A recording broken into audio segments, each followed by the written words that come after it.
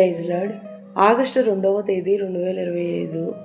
ఈరోజు దేవుని వాగ్దానం, నేను మీకు సదుపదేశము చేసేదను, నా బోధను త్రోసివేయకుడి. సామెతల గ్రంథం 4వ అధ్యాయం 2వ వచనం.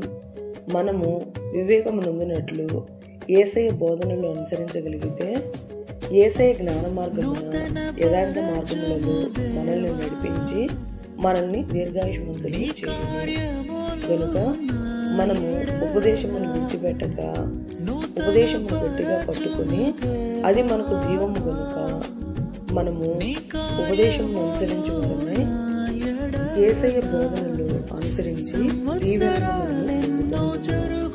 ఈ రోజు వాగ్దానం మన జీవితంలో నెరవేరాలని కోరుకుంటూ, జీసస్ పరిచయంలో మీ సహోదరి